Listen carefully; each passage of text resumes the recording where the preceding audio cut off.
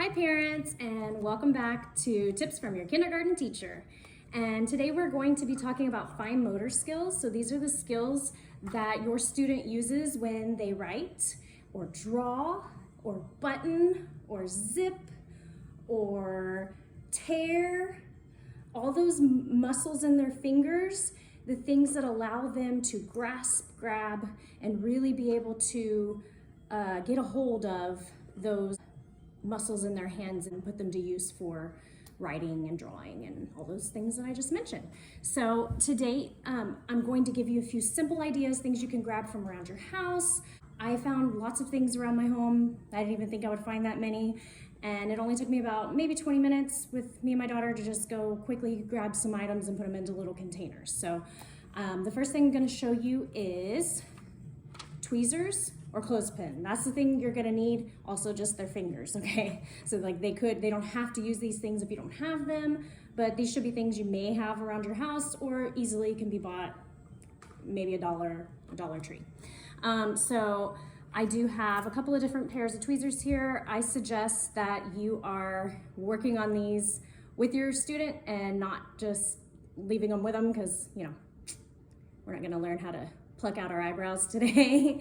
That would be a challenge. So we don't want that to happen. Anyway, so moving on, our thing that we will be doing with these tweezers is picking up small items, okay? So small items to pick up is the next thing we need to make sure we have. I found some paper clips. You could also, if you have googly eyes in your craft drawer, I don't know if you guys are into that sort of thing. Some little game pieces to like a Connect 4. These are extra small. It was like a mini set. You can use any game pieces, really be fine. Tiny beads work. Small is good. Think small, okay? But it doesn't have to be, because even if you have something that's larger, you can still grasp it as long as it fits. You know, it's got to fit between the tweezers. Then you have, I found even some hairpins. I was like, maybe I can use those. You can use little toys that your child might have in their room, like not huge stuff, but like little Legos. Got like a little Lego person here. We got some like Barbie accessories. Those are great. If you have sequins, let's see, anything else I have here? Oh, we found some rice. That works. And you could even hide like the Lego things inside the rice. So it's like a little treasure hunt. They're trying to find the items. And so it gives them more motivation to use the tweezers. And yes, it's a little difficult at first, but they'll get it, okay? And then also, let's see, we can use cereal. That's a great thing to use for fine motor skills. I mean, make sure you clean the tweezers first. But that works too. And this is the clothing pin option. It does require a little more resistance on their part, and then the item really has to be pretty small for it to work, because man, that was hard even just for me. But it does still work. It can work with it can be more frustrating, I will say, with the clothespin. So I suggest tweezers. And so those are gonna be just as fun. So you may think, oh, they don't wanna do this with hairpins, but they really will find it fun when it's for a purpose. And you can easily change out the items in your little tub. Just because you've changed what the item is, it makes it more exciting. Honestly, you can do the same exact activity, different items, okay? Food is fun and tasty, so if it's something you're gonna have them eat, I would make sure that you clean the tweezers, like I said, sanitize those, right? So small toys, like I said earlier, like Legos or Barbie accessories, okay? Tear art. This is really fun. And so I'm gonna have my daughter Charlotte come and assist me with this activity. All right, Charlotte. So, hey, say hello. Hi. All right, so we have some tissue paper.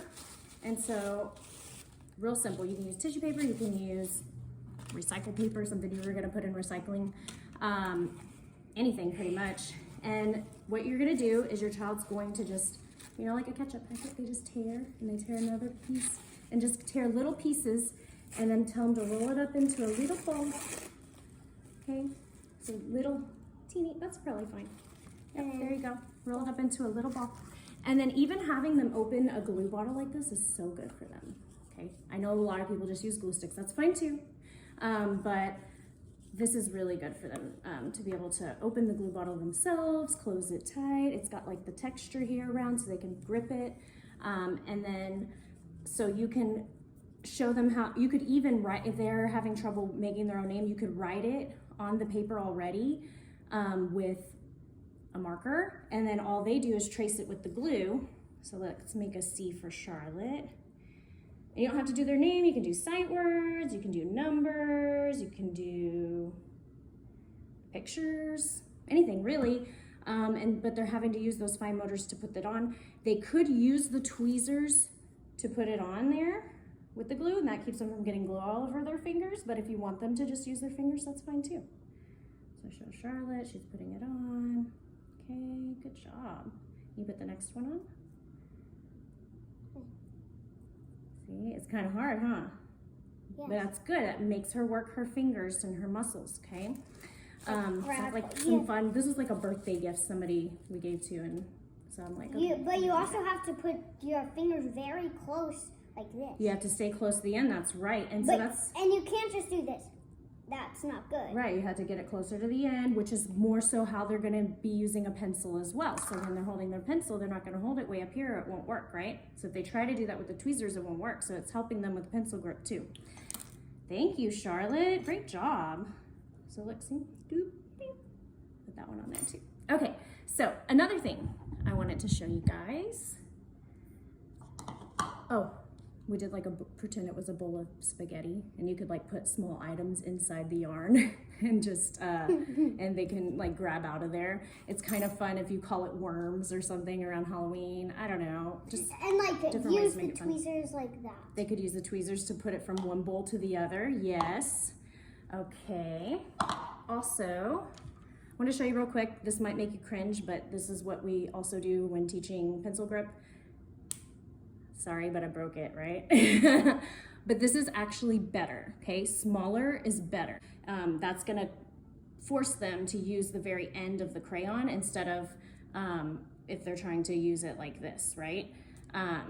So breaking it is not a bad thing. It's still colors. You can still color with it. And then, ooh, there was something else I wanted to show you. Oh, games, okay. So I showed you the tear art, right? It works well, the kids love it, right? The items were tissue paper, newspaper, scrap paper. They can make their name. They can make their numbers. They can make the alphabet. And here's some games you can play. So you can have them roll, if you have like a die from any game or whatever, just have them roll it. Okay, I got 4. So now I'm going to count 4. Can you show them how to count 4 of these, Charlotte? And put them into this bowl. And so her job is to count and put them into the bowl. 1.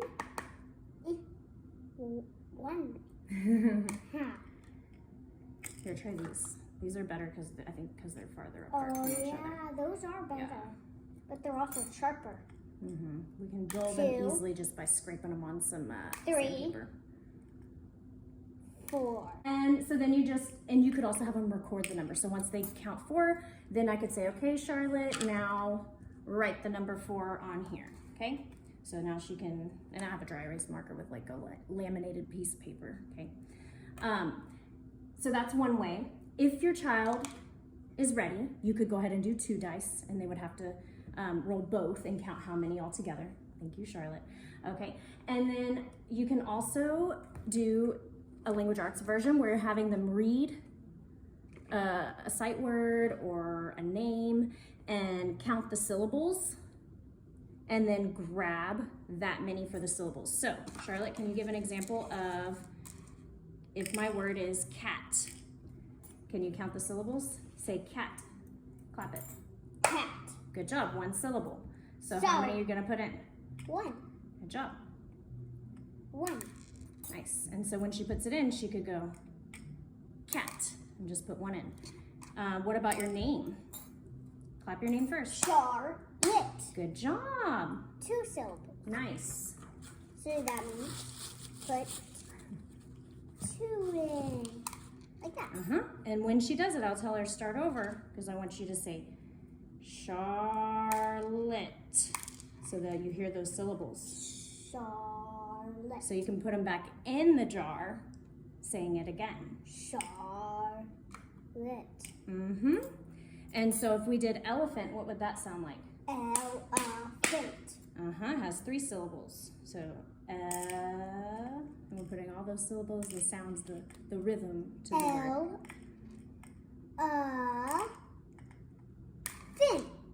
Elephant. Has 3 beats, 3 syllables. Elephant. Another way to hear the syllables is to go like this. Elephant. Every time your jaw goes down, that's a syllable. Anyway, I hope you guys learned something. I hope it's something you might be able to use at home. Yes, the snacks are yummy. And I'm sorry, I had one more thing I want to show you. I'm sorry.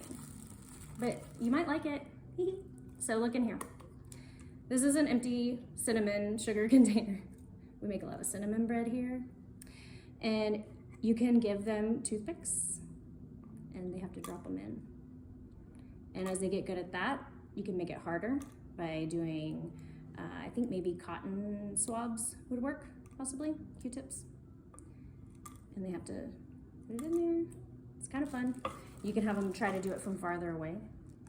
I mean, it's not easy, but it's fun and it's teaching that eye-hand coordination too.